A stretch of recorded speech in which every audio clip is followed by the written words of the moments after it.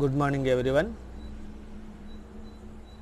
Government degree and PG college Bhadrachalam department of history తరపున మనం ఈ యూట్యూబ్ ఛానల్ని చూస్తున్నాం. ఈ యూట్యూబ్ ఛానల్లో ఈరోజు మనం సెకండ్ ఇయర్ సంబంధించినటువంటి టాపిక్స్ అంటే history of India 1526 to 1857 CE ఈ పార్ట్లోది థర్డ్ సెమిస్టర్లో ఉంటుంది. ఆ థర్డ్ సెమిస్టర్ సంబంధించిన టాపిక్ ఈరోజు ఒకటి చూద్దాం. అది మహారాష్ట్ర పీష్వా బాలాజీ విశ్వనాథ్. అంటే పీష్వాల యుగంలో మొదటివాడు బాలాజీ విశ్వనాథ్. ఆ పీష్వా బాలాజీ విశ్వనాథ్ కాలంలో జరిగినటువంటి పాలనా విశేషాలు ఏంటనేవి, అలానే ఆయన ఘనత అనే టాపిక్ ఈరోజు మనం చూద్దాం. మొదట స్వతంత్ర మహారాష్ట్ర స్థాపకుడైనటువంటి శివాజీ చనిపోయిన తర్వాత 1640 ఆయన చనిపోయిన తర్వాత వాస్తవానికి మహారాష్ట్రలో కొంత ప్రాబ్లమే స్టార్ట్ అయిందని చెప్పి అనాల్సి ఉంటుంది. అయితే శంభూజీ అధికారంలోకి వస్తాడు, కానీ శంభూజీ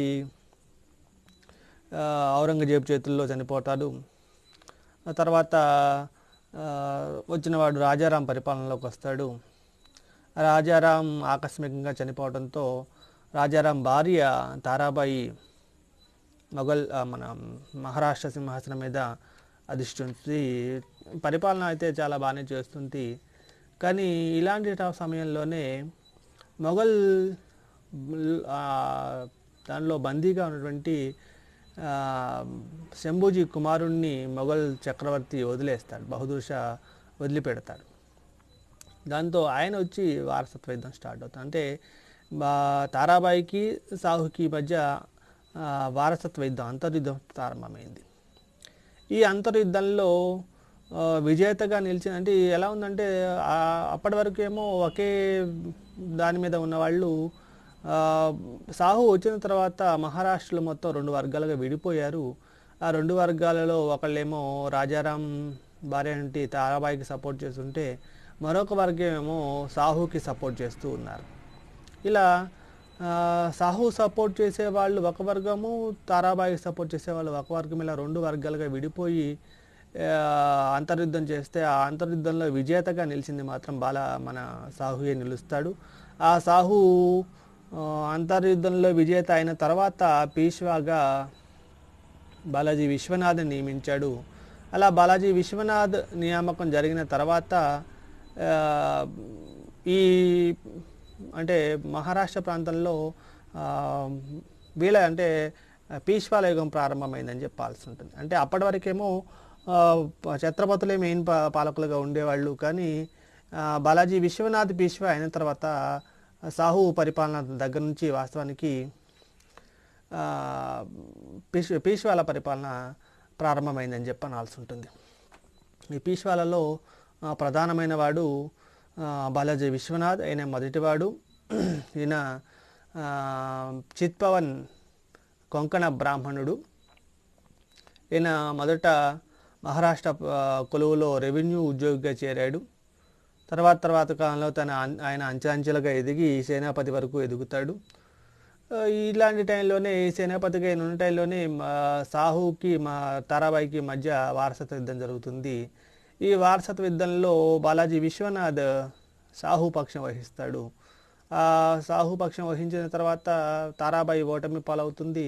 ఆ తారాబాయి ఓటమికి తర్వాత సాహు విజయానికి ఈయనే కారకుడు అవుతాడు, ముఖ్య కారకుడు అయ్యాడు. దాంతో బాలాజీ విశ్వనాథ్ యొక్క సేవలను గుర్తించినటువంటి ఛత్రపతి సాహు ఇతనిని 1713లో బాలాజీ విశ్వనాథ్ను పీష్వాగా ప్రకటించడం జరిగింది. అలా పీష్వా పదవి ఈయన స్వీకరించిన దగ్గర నుంచి ఛత్రపతులేమో నామమాత్రంగా ఉన్నారు, వీళ్ళేమో మెయిన్ క్యాండిడేట్స్గా మారారు, నిజమైన పాలకులుగా. వీళ్ళు అంటే అన్ని రకాల విషయాల్లో వీళ్ళే ఎక్కువ డెసిషన్స్ తీసుకునేవాళ్ళు పీష్వాలే. అంటే ఛత్రపతులేమో సైలెంట్గా ఉంటే వీళ్ళేమో మెయిన్ స్టేజ్లో ఉండి అన్ని రకాల వ్యవహారాలు వీళ్ళే నిర్వహించేవాళ్ళు. అందుకనే పీష్వా బాజీరావు పీష్వాగా నియామకం జరిగిన తర్వాత దగ్గర నుంచి పీష్వాల యుగం ప్రారంభమైందని చెప్పి అనాల్సి ఉంటుంది. అందుకనే మొదటి పీష్వా బాలాజీ విశ్వనాథ్ గానే మనం చెప్తాము. అంటే పీష్వాల యుగంలో అప్పటి వరకు ఏమో మామూలుగా ఉండేది. ఇప్పటి నుంచి అది వంశపారంపర్యంగా మారింది. బాలాజీ విశ్వనాథ్ తర్వాత బాలాజీ బాజీరావు ఇలాగా వాళ్ళ వంశపారంపర్యంగా మారిపోతుంది. ఇలాంటి ఛత్రపతిగా సాహు ఉన్నప్పటికీ బాలాజీ విశ్వనాథ్ తన యొక్క రాజనీతిజ్ఞతతో, తన యొక్క ప్రతిభా విశేషాలతో మహారాష్ట్రలో ఒక మంచి పరిపాలన విషయాల్లోనూ, తర్వాత సామ్రాజ్యం క్లిష్ట దశ నుంచి రక్షించి ఒక స్థాయికి తీసుకొచ్చిన వాడిగా బాలాజీ విశ్వనాథ్కే మంచి పేరు ఉంటుంది. ఇక తర్వాత ఏం చేసిన పనుల్లో మెయిన్ పనులు ఏంటంటే కన్హౌజీని సమన్వయపరచడం. ఈ కన్హౌజీ ఎవరు ఏంటి అని చూస్తే వాస్తవానికి సాహుకి బద్ధ శత్రువు కన్హౌజీ. మన సాహుకి బద్ధ శత్రువు, తనతో పాటుగా తారాబాయికి మంచి మిత్రుడు, విశ్వాసపాత్రుడు కూడా. అంటే వాస్తవానికి కన్హౌజీ తారాబాయికి మిత్రుడు కాబట్టి సాహు ఈయనకి శత్రువే అవ్వాలి. అంటే తారాబాయికి మిత్రుడు కాబట్టి తారాబాయికి పడదు కాబట్టి సాహు కన్హౌజీని కూడా దూరంగానే పెట్టాడు. కానీ ఈయన పశ్చిమ తీర నౌకాదళాధిపతిగా ఉండి కన్హౌజీని మన సాహుకి మధ్య మిత్రత్వం ఏర్పరిస్తే తర్వాత కాలంలో మంచి విజయాలు సాధించవచ్చు అని చెప్పి భావించినటువంటి బాలాజీ విశ్వనాథ్ వీళ్ళిద్దరి మధ్యలో ఒక రకమైన సమన్వయం ఏర్పాటు చేయడం కోసం ఒక ప్రయత్నం చేశాడు. అంటే మహారాష్ట్ర సామ్రాజ్య విస్తరణ చేయాలన్నా కానీ రక్షణకు కూడా ఈ నౌకాదళం అవసరం అని చెప్పి భావించినటువంటి బాలాజీ విశ్వనాథ్ లోనావాలా ఒడంబడిక అనుసరించి సాహుకి తర్వాత కన్హౌజీకి మధ్యలో ఒక రకమైన సమన్వయాన్ని ఏర్పాటు చేశాడు. ఈ సమన్వయం ప్రకారం మహారాష్ట్ర నౌకాదళాధిపతిగా కన్హౌజీని సాహు గుర్తించాడు. అంటే మహారాష్ట్ర నౌకాదళాధిపతిగా సాహు కన్హౌజీని గుర్తించడంతో సాహుని ఛత్రపతిగా కన్హౌజీ గుర్తించాడు. అంటే వీళ్ళిద్దరి మధ్య ఒక అండర్స్టాండింగ్ ఏర్పరిచాడు అన్నట్టు. అంటే కన్హౌజీకి వాస్తవానికి సాహుకి పడదు. కన్హౌజీనేమో తారాబాయి వైపు మిత్రుడు, తారాబాయికి విశ్వాసపాత్రుడు.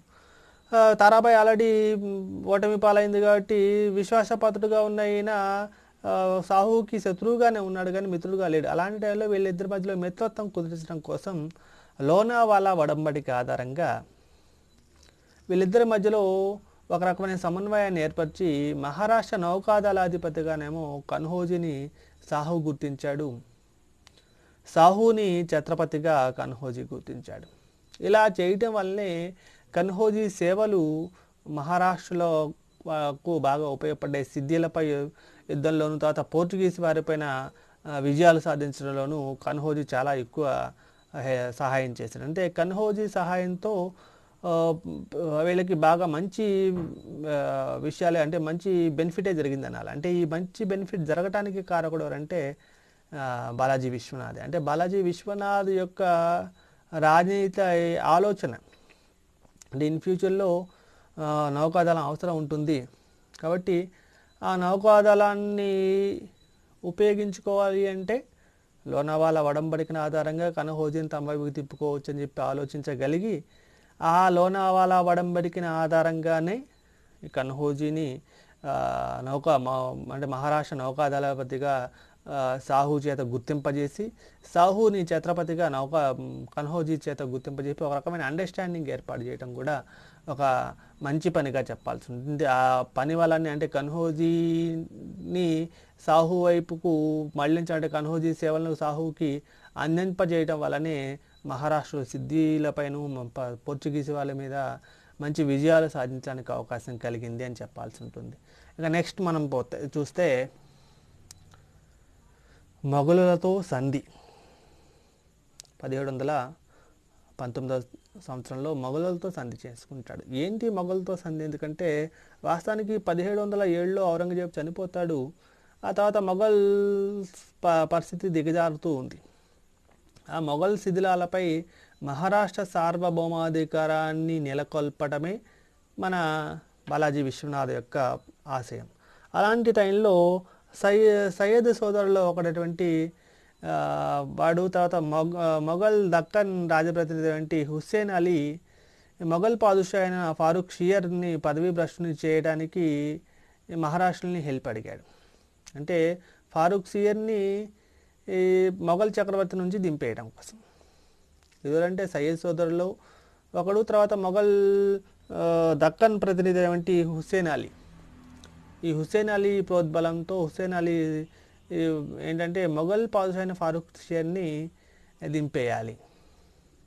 దింపేయడం కోసం మహారాష్ట్రలో హెల్ప్ అడిగాడు. దాంతో బాలాజీ విశ్వనాథ్ ఏం చేశాడంటే హుస్సేన్ అలీకి మధ్యలో 1714 సంవత్సరంలో ఒక ఒడంబడిక కుదుర్చుకున్నారు. ఈ ఒడంబడిక ఏంటంటే ఫారూక్ షియర్ని ఓడిస్తే ఎలా ఉండాలి అనే దాని మీద ఒక ఒడంబడిక. అదే తర్వాత కాలంలో ఆ తర్వాత మొఘల్ చక్రవర్తి అంటే రఫీ ఉద్ దజారత్ అనే ఆయన అధికారికంగా ఈ ఒడంబడికని ఆమోదించాడు. అది 1719లో ఆమోదిస్తాడు. అంటే ఒక రకమైన ఒడంబడిక, అంటే మొఘల్స్కి మహారాష్ట్రకి మధ్య ఒక రకమైన ఒడంబడిక. ఏంటి ఒడంబడిక? ఈ ఒడంబడిక వల్ల ఏం బెనిఫిట్స్ వచ్చాయి ఏంటి అంటే, మహారాష్ట్రలు మొఘల్స్తో చేసుకున్నటువంటి ఒడంబడిక వల్ల శివాజీ రాజ్యమందున్న భూభాగాలను, మహారాష్ట్ర భూభాగాలంతటినీ సాహుకి ఇచ్చివేయటమే కాకుండా మొఘల్ నిర్బంధంలో ఉన్న సాహు కుటుంబ సభ్యులను కూడా విడుదల చేయటం. ఇది ఫస్ట్. అంటే శివాజీ స్వరాజ్యం స్టార్ట్ చేసినప్పుడు ఎంత విశాలమైనటువంటి భూభాగం ఉందో ఆ భూభాగాన్ని మొత్తాన్ని శివాజీ తర్వాత వారసుడైనటువంటి సాహుకి ఇచ్చివేయటానికి మొఘల్స్ అంగీకరించారు. అందులో పాటుగా మొఘల్ నిర్బంధంలో సాహు కుటుంబ సభ్యులు ఉన్నారు. సాహుని మాత్రం వదిలేశారు, కానీ ఆ సాహు కుటుంబ సభ్యులు ఉన్నారు. ఆ సాహు కుటుంబ సభ్యుల్ని విడుదల చేయటం ఒక రకమైనటువంటి వడంబడిక వల్ల వచ్చే మొదటి బెనిఫిట్ అది. ఇక రెండవ బెనిఫిట్, మహారాష్ట్రలు కొత్తగా ఖాందేశ్, గోండ్వానా, బీరార్, హైదరాబాద్, కర్ణాటకలో జయించినటువంటి ప్రాంతాలని తిరిగి సాహుకి ఇచ్చేశారు.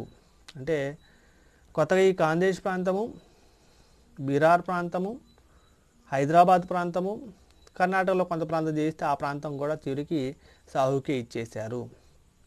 అంటే ఈ రెండు వాస్తవానికి మహారాష్ట్రకి బెనిఫిట్ అయిన విషయాలే. తర్వాత చూస్తే దక్కన్లో 6 సుబాలు ఉన్నాయి. ఖాందేశ్, బీరార్, గోల్కొండ, అహ్మద్నగర్, బీజాపూర్ ఇలాంటి వాటిలో చౌత్ సర్దేశ్ముఖి వసూలు చేసుకోవడానికి మహారాష్ట్రకి అధికారం ఇచ్చారు. ఇది కూడా బెనిఫిటే మహారాష్ట్రకి. అంటే మహారాష్ట్రకి దక్కన్ ప్రాంతంలో 6 సుబాలలో ఖాందేశ్లోను, బీరార్లోను, గోల్కొండలోను, బీదర్లోను, అహ్మద్నగర్లోను, బీజాపూర్లోను చౌత్ అండ్ సర్దేశ్ముఖి మహారాష్ట్రలు వసూలు చేసుకోవడానికి మొఘల్స్ అనుమతి ఇచ్చారు. ఈ చౌత్ వసూలు చేసుకున్నందుకు గాను దానికి ప్రతిఫలంగా వీళ్ళు ఏమి ఇవ్వాలి అంటే ఒక 15,000 మంది సైనికుల్ని పోషించి మొఘల్ చక్రవర్తికి అవసరమైనప్పుడు అతనికి అందుబాటులో ఉంచాలి. అంటే వీళ్ళే సైన్యాన్ని పోషించి ఒక 15,000 మంది సైన్యాన్ని పోషించి మొఘల్ చక్రవర్తికి హెల్ప్కి రెడీగా ఉంచాలి. దానికి తోడు మొఘల్ సార్వభౌమాధికారాన్ని అంగీకరించాలి. ఎలా అంటే అంతకతం మొఘల్స్ సార్వభౌమాధికారాన్ని శివాజీ ఒప్పుకోలే. కానీ ఇక్కడ మొఘల్ సార్వభౌమాధికారాన్ని అంగీకరించి దక్కన్లో శాంతి భద్రతల బాధ్యత మహారాష్ట్రలో స్వీకరించటం. దక్కన్లో శాంతి భద్రతలు స్వీకరించడం అంటే పెద్ద విషయం కాదు, కానీ మొఘల్ సార్వభౌమాధికారాన్ని అంగీకరించి శిరసావహించడం అన్నారు. మొఘల్ సార్వభౌమాధికారాన్ని శిరసావహించి దక్కన్లో శాంతి భద్రతల యొక్క బాధ్యత స్వీకరించడం, మహారాష్ట్రలో స్వీకరించడం అనేది కూడా పెట్టారు. ఇది వాస్తవానికి మహారాష్ట్రకి నష్టమే అనాలి. అంటే మహారాష్ట్రలు మొఘల్ సార్వభౌమాధికారాన్ని అంగీకరించడం అంటే వీళ్ళ యొక్క స్వతంత్రాన్ని వాళ్ళ దగ్గర కాళ్ళ దగ్గర పెట్టినట్టే, కానీ దాన్ని అంగీకరించాల్సి వచ్చింది. అంతేకాకుండా మొఘల్ చక్రవర్తికి సాహు ప్రతి సంవత్సరం 10 లక్షల రూపాయలు కప్పం చెల్లించడానికి అంగీకరించడం. కప్పం చెల్లించడం అంటే వాస్తవానికి సామంతుడిగా అంగీకరించడం అన్నట్టే. కప్పం చెల్లించడానికి అంగీకరించాను అంటే మనం పైనుంచి చూస్తే శివాజీ స్వరాజ్యంలో ఉన్న భూమిని అంతటికి సాహుకి ఇచ్చేసాడంటే అది మంచిదే, మహారాష్ట్రకి చాలా మంచి అన్నట్టే. తర్వాత ఆయన సాహు కుటుంబ సభ్యులను కూడా వదిలిపెట్టడం అంటే అది కూడా మహారాష్ట్రలకు మంచిదే.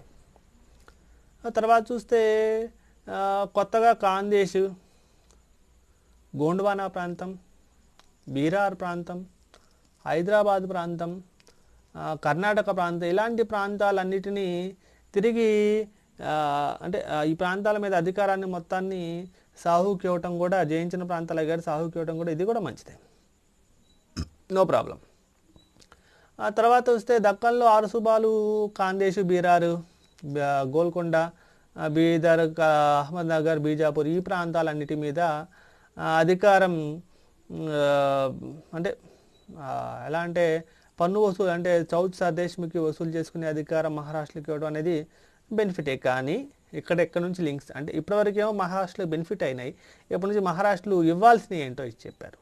మీరు తీసుకున్నందుకు చౌత్ సర్దేశ్మికి వసూలు చేసుకున్నందుకు గాను 15,000 మంది సైన్యాన్ని పోషించి మొఘల్ చక్రవర్తి ఆధీనంలో ఉంచడానికి రెడీగా ఉండాలి. అంటే 15,000 మంది సైన్యాన్ని అయితే పోషించి రెడీగా పెట్టుకోవాలి మొఘల్స్కి హెల్ప్ చేయడం కోసం. అలానే ఒక 10 లక్షల రూపాయలు అయితే ప్రతి సంవత్సరం పన్ను కట్టడానికి కూడా అంగీకరించాలి. దక్కన్లో శాంతి భద్రతల బాధ్యత అంటే ఓకే, కానీ ఇలా 10 లక్షల రూపాయలు కప్పం చెల్లించడానికి అంగీకరించటం అంటే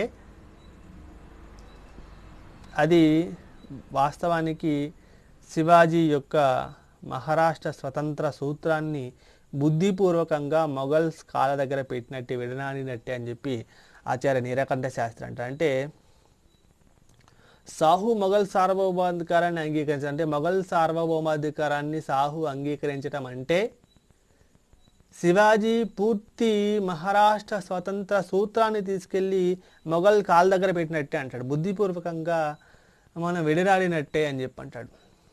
ఇది వాస్తవానికి స్వతంత్రాన్ని కోల్పోతున్నట్టు అనాలి. వాస్తవానికి కోల్పోయి వాళ్ళకి పన్నులు కట్టే పరిస్థితికి రావడం, అంటే మొఘల్స్కి పన్నులు కట్టే పరిస్థితి రావడం అనేది వాస్తవానికి కొంత లోటుగానే చెప్పాల్సి ఉంటుంది. అయినప్పటికీ మొఘల్స్ వీళ్ళకి మహారాష్ట్రలకి కొంత లాభాలు జరిగాయి. ఏంటంటే శివాజీ కంటే మించిన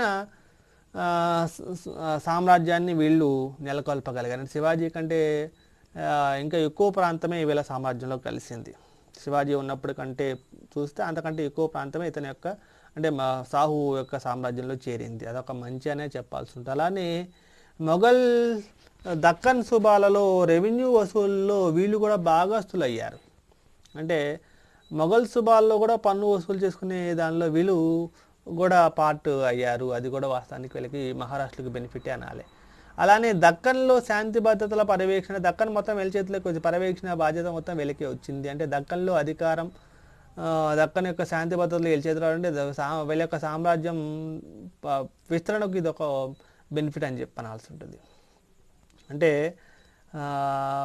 మొఘల్స్తో చేసిన సంధి వల్ల వీళ్ళ యొక్క స్వతంత్రాన్ని అయితే కోల్పోయారు, కానీ బెనిఫిట్స్ అయితే ఎక్కువ బెనిఫిట్స్ పొందారు. బెనిఫిట్స్ పొందుతూ స్వతంత్రాన్ని అయితే కోల్పోయారు. సరే, దాని తర్వాత చూస్తే ఢిల్లీని సందర్శించటం. ఇలా చెప్పుకున్నాం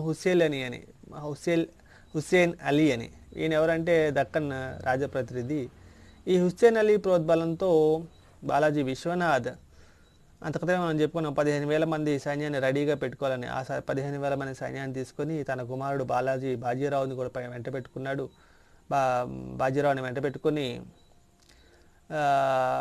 ఢిల్లీకి వెళ్ళి ఫరూక్ షియర్ని పదవి నుంచి దింపడంలో మెయిన్ పాత్ర పోషించాడు. దాంతో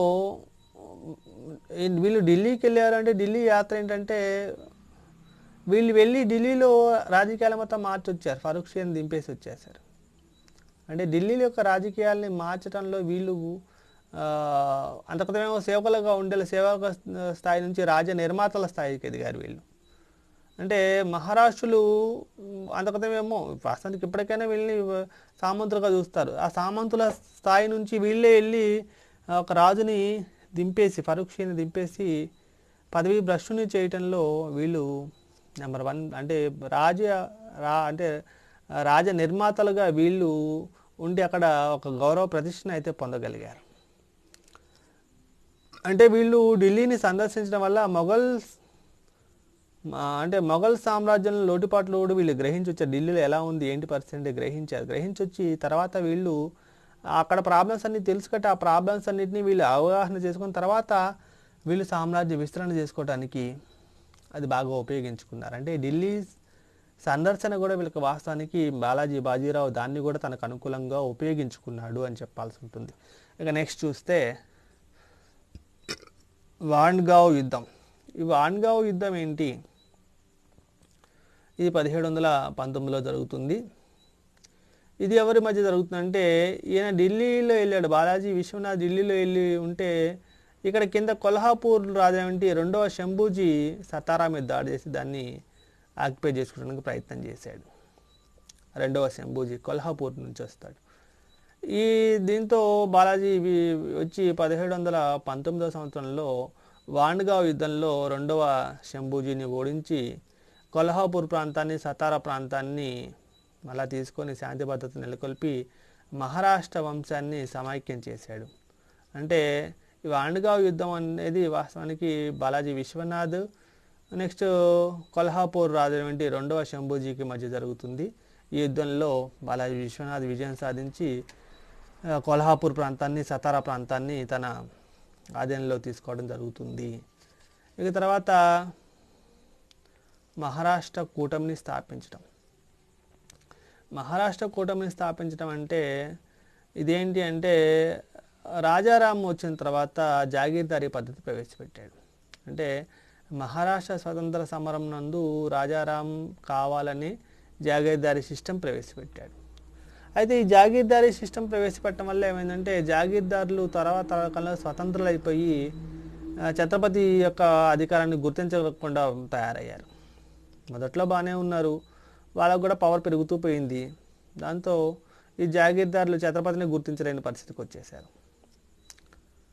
అలాంటప్పుడు జాగీర్దారీ సిస్టమ్ రద్దు చేయాలంటే చాలా కష్టం. దాన్ని ఆలోచించే ఈయన బాలాజీ విశ్వనాథ్ చేసిన పని అంటే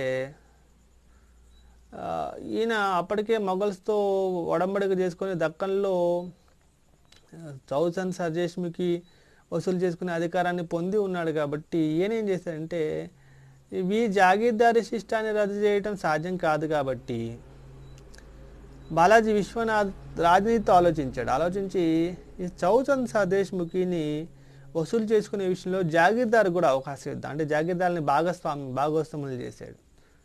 అంటే జాగీర్దారీ సిస్టమ్ రద్దు చేయడం అసాధ్యం. అందుకని ఏం చేయాలంటే జాగీర్దారులని తమ వైపు తిప్పుకోవాలంటే ఈ చౌసన్ సర్దేశ్ముఖి వసూలు చేసుకునే అధికారం వాళ్ళకు కూడా ఇచ్చాడు. అంటే వాళ్ళని కూడా భాగస్తులను చేశాడు.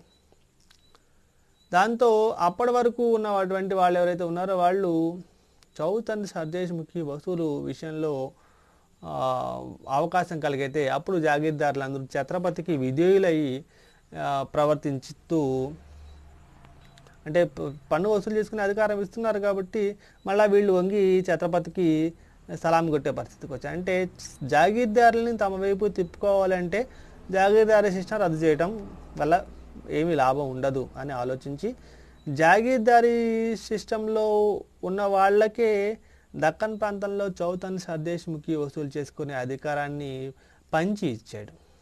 దాంతో ఈ జాగీర్దారులందరూ వీళ్ళందరూ ఛత్రపతిని యొక్క అధికారాన్ని ఆమోదిస్తూ ఈ వసూలు చేసిన దాంట్లో మళ్ళా చౌత్లో 34% ఛత్రపతికి ఇచ్చి ఛత్రపతికి విధేయులు అయిపోయారు. అంతకదేమో ఛత్రపతి అంటే పట్టించుకునేవాళ్ళు కాదు. ఇప్పుడు ఛత్రపతికి విధేయులుగా తయారయ్యారు. అంటే పన్ను వసూలు చేసుకునే అధికారం వాళ్ళకి ఇచ్చి వాళ్ళ దగ్గర నుంచి ఒక 34% ఈయన వసూలు చేసుకుంటున్నాడు. అంటే జాగీర్దారీ సిస్టమ్ రద్దు చేయడం సాధ్యం కాదు కాబట్టి వాళ్ళని తమ వైపు తిప్పుకోవడం కోసం ఈ దక్కన్లో చౌతన్ సర్దేశ్ముఖి వసూలు విషయంలో వాళ్ళని కూడా పార్ట్ చేయటం ద్వారా వాళ్ళని ఛత్రపతికి విధేయులై ఉండే దానికి రాజనీతితో ఆలోచించి చేశాడు. దానికి అనుగుణంగానే జాగీర్దారులు అందరూ ఛత్రపతికి విధేయులుగా మారిపోయారు. అలా విధేయులుగా మారటం వల్లనే వీళ్ళందరూ ఒక మహారాష్ట్ర కూటమిగా తయారయ్యారు. ఆ మహారాష్ట్ర కూటమి ఒక రకమైన ఐకమత్యాన్ని సాధించింది. ఆ ఐకమత్యమే తర్వాత కాలంలో మహారాష్ట్ర సార్వభౌమాధికారాన్ని సాధించడానికి బాగా ఉపయోగపడింది అని చెప్పనాల్సిన. అంటే ఈయన చేసినటువంటి పని జాగీర్దారుల్ని బాధ పెడితేనేమో వాళ్ళు రివర్స్ అయ్యేవాళ్ళు. అలా రివర్స్ కాకుండా వాళ్ళందరినీ చౌతన్ సర్దేశ్ముఖి వసూలు చేసుకునేలో పాటు చేయడంలో వాళ్ళందరూ తల ఉంచుకొని ఒకే కూటమి మీదలోకి వచ్చేసి ఛత్రపతిగా ఉన్నటువంటి సాహు యొక్క అధికారాన్ని అంగీకరిస్తూ ఆయనకి అనుకూలంగా మారారు. అలా అనుకూలంగా మారి ఒక కూటమిలాగా తయారై ఒక రకమైన ఐకమత్యాన్ని సాధించడం వల్లే తర్వాత కాలంలో వీళ్ళు ఒక రకమైన మహారాష్ట్ర కూటమి మహారాష్ట్ర సార్వభౌమాధికారాన్ని సాధించడానికి ఒక రకమైన కారకులు అయ్యారని చెప్పనాల్సి ఉంటుంది. తర్వాత ఈయన యొక్క ఘనత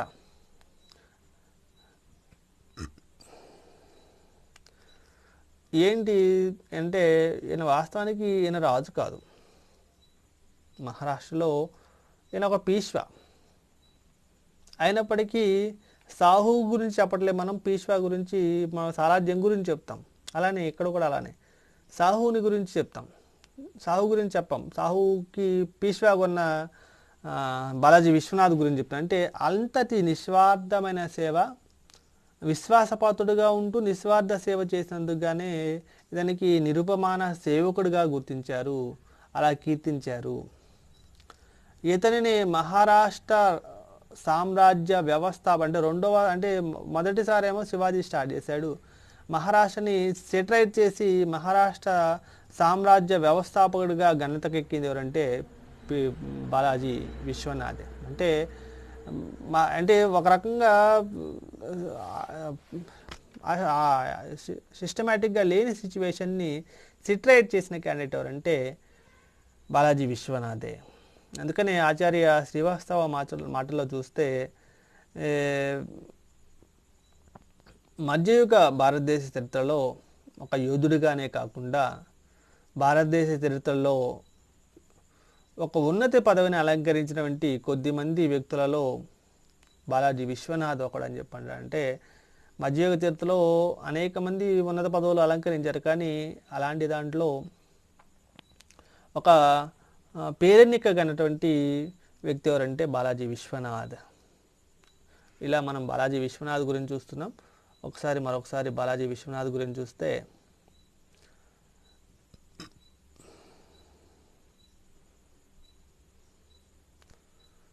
బాలాజీ విశ్వనాథ్ పాలనా విశేషాలు. శివాజీ చనిపోయిన తర్వాత శంభూజీ అధికారంలోకి వస్తాడు, కానీ శంభూజీ ఔరంగజేబు చేతిలో చనిపోతాడు. తర్వాత రాజారాం ఆకస్మికంగా చనిపోవడంతో రాజారాం భార్య తారాబాయి సింహాసనం మీద కూర్చుంటుంది. కానీ సాహుని అంటే మొఘల్ చక్రవర్తి సాహుని వదిలేయడంతో ఈ సాహుకి తర్వాత తారాబాయికి మధ్య వారసత్వ యుద్ధం జరుగుతుంది, అంతర్యుద్ధం. ఆ యుద్ధంలో సాహు విజేతగా నిలుస్తాడు. ఆ సాహు విజేతగా నిలవటానికి కారకుడైన బాలాజీ విశ్వనాథుని పీష్వాగా నియమించాడు. దాంతో పీష్వాల యుగం ప్రారంభమైంది అని చెప్పనాల్సి ఉంటుంది. ఈయన బాలాజీ విశ్వనాథ్ ఎవరు అంటే ఈయన చిత్పవన్ కొంకణ బ్రాహ్మణుడు. మహారాష్ట్ర ప్రాంతంలో రెవెన్యూ ఉద్యోగిగా చేరి అంచెలంచెలుగా ఎదిగి సేనాపతిగా ఉంటాడు. మహారాష్ట్రలో సాహుకి తారాబాయికి మధ్య అంతర్యుద్ధంలో వారసత్వ యుద్ధంలో సాహు పక్షం వహించి సాహు విజయానికి కారకుడవుతాడు. ఆ విజయానికి కారకుడయ్యాడు కాబట్టి ఛత్రపతిగా సాహు సింహాసనం మీద కూర్చున్న తర్వాత 1713 సంవత్సరంలో బాలాజీ విశ్వనాథ్ని పీష్వాగా నియమించాడు. అంతో పీష్వా పవర్స్ స్టార్ట్ అయినాయి. ఛత్రపతులు ఏమో మరుగున పడిపోయారు. తర్వాత మనం చూస్తే ఈయన చేసిన పనులు ఏంటంటే కన్హోజీని సమన్వయపరచడం. అంటే వాస్తవానికి కన్హోజీకి సాహు శత్రువు. ఇలాంటి శత్రువులను ఇద్దరిని ఒక తాటి మీదకి తీసుకురాగలిగాడు, ఒక లైన్లోకి తీసుకురావడానికి ఒక ప్రయత్నం చేశాడు. ఏంటంటే ఈయన కన్హోజీనేమో పశ్చిమ తీర నౌకాదళాధిపతి, ఈయనకి సాహు అంటే పడదు, సాహుకి కన్హోజీ అంటే పడదు. వీళ్ళిద్దరూ సాహుకి శత్రువుగా ఉన్న తారాబాయికి విశ్వాసపాతుడు కన్హోజీ. అందువల్ల వీళ్ళిద్దరికి పడదు కాబట్టి వీళ్ళిద్దరిని సెటరైట్ చేయడం కోసం లోనావాడా ఒడంబడికన ఆధారంగా వీళ్ళిద్దరిని ఏం చేశారంటే కన్హోజీనేమో మహారాష్ట్ర నౌకాదళాధిపతిగా సాహు గుర్తించాడు, సాహునేమో ఛత్రపతిగా కన్హోజీ కూర్చుంది. ఇలా ఇద్దరి మధ్యలో ఒక రకమైన సమన్వయం తీసుకొచ్చాడు. ఆ సమన్వయం తేవడం ద్వారానే కన్హోజీ సేవలు తర్వాత కాలంలో సిద్ధిలను ఓడించడంలోనూ తర్వాత పోర్చుగీస్ని వాళ్ళని ఓడించడంలోనూ బాగా ఉపయోగపడ్డాయి.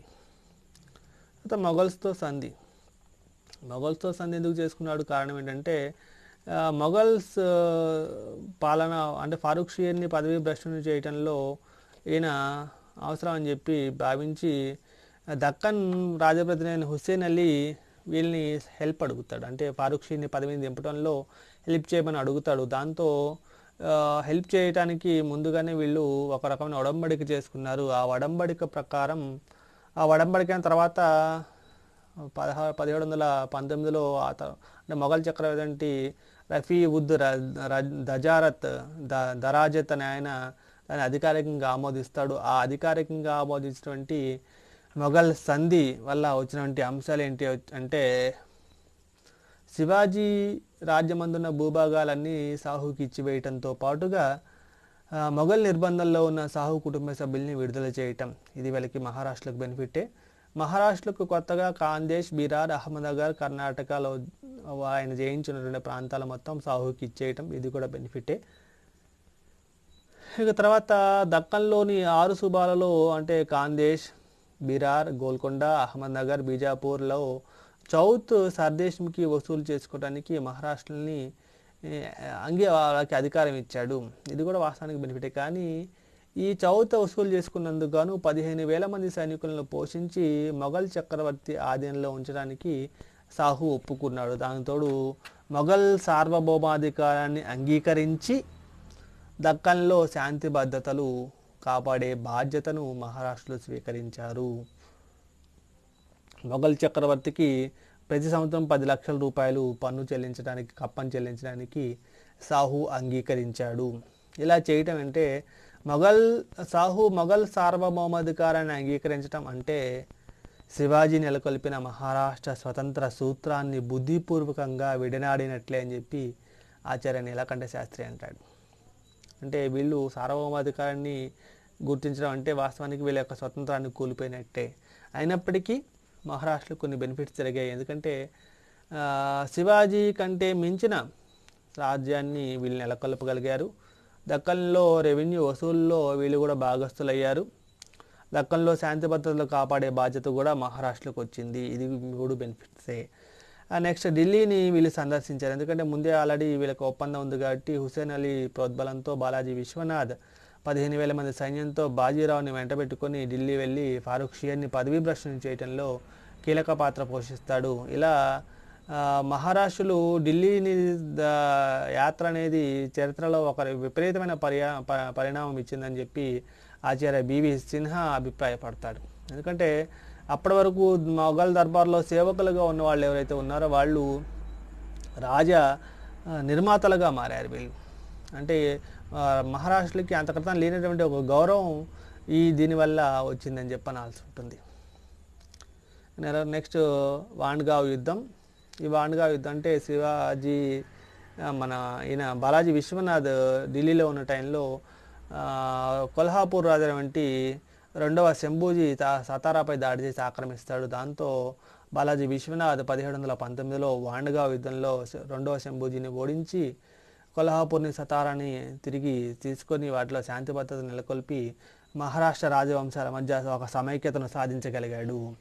ఇక తర్వాత చూస్తే మహారాష్ట్ర కూటమిని ఏర్పరచడం అంటే రాజారాం ఉన్న టైంలో ఒక జాగీర్దారీ సిస్టమ్ ప్రవేశపెట్టాడు. ఆ జాగీర్దారుల తర్వాత కాలంలో ఛత్రపతిని గుర్తించలేని పరిస్థితికి తయారయ్యారు. ఇలాంటిలో జాగీర్దారీ సిస్టమ్ రద్దు చేయడం అంటే సాధ్యం కాదు. కాబట్టి జాగీర్దారులను తమ వైపు తిప్పుకోవడం కోసం ఆలోచించి, రాజనీతితో ఆలోచించి దక్కన్ ప్రాంతంలో చౌతన్ సర్దేశ్ముఖి వసూలు చేసుకునే విషయంలో వీళ్ళను కూడా పార్టీ చేశారు, జాగీర్దారులను కూడా. అలా జాగీర్దారులను పార్టీ చేయటం వల్ల జాగీర్దారులు ఛత్రపతికి లోబడి ఉండి పన్ను వసూలు చేసేటువంటి చౌతన్ సర్దేశ్ముఖిలో 34% ఛత్రపతికి ఇచ్చి ఛత్రపతికి విధేయులుగా తయారయ్యారు. ఇలా జాగీర్దారులందరూ ఛత్రపతి నాయకత్వం కింద ఒక కూటమిలాగా తయారైపోయి ఒక ఐకమత్యాన్ని సాధించి తర్వాత కాలంలో మహారాష్ట్ర సార్వభౌమాధికారాన్ని సాధించడంలో ముఖ్య పాత్ర పోషించారు వీళ్ళు. నెక్స్ట్ ఘనత చూస్తే సాహుకు విశ్వాసపాత్రుడుగా నిస్వార్థమైన సేవ చేసినటువంటి మన పీష్వా బాలాజీ విశ్వనాథ్ నిరుపమానమైన సేవకుడిగా కీర్తి పొందాడు. ఆయన శివాజీ అంతటి పేరు పొంది 2వ మహారాష్ట్ర సామ్రాజ్య వ్యవస్థాపకుడిగా కూడా పేరు పొందాడు.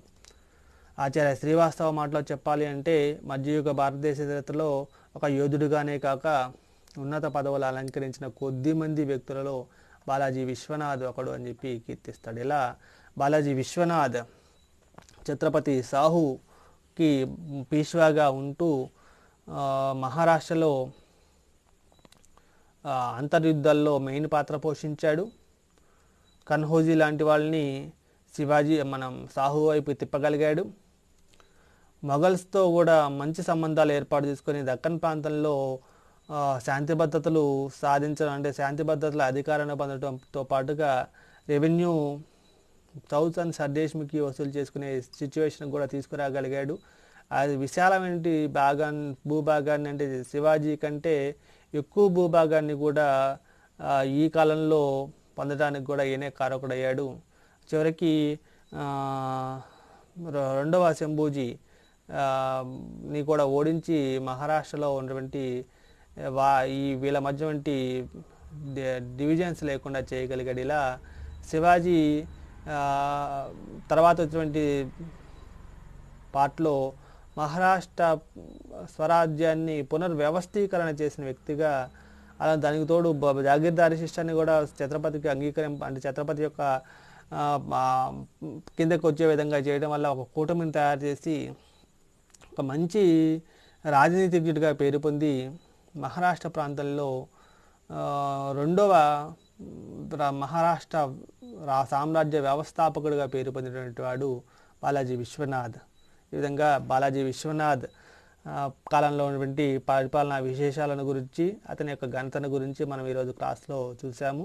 ఈ క్లాస్ మీకు అందరికీ అర్థమై ఉంటుందని భావిస్తూ, క్లాస్ మీకు అందరికీ అర్థమైతే ఈ క్లాస్ సంబంధించిన లింక్ని మీ ఫ్రెండ్స్కి కూడా ఫార్వర్డ్ చేయండి. Thank you, one and all.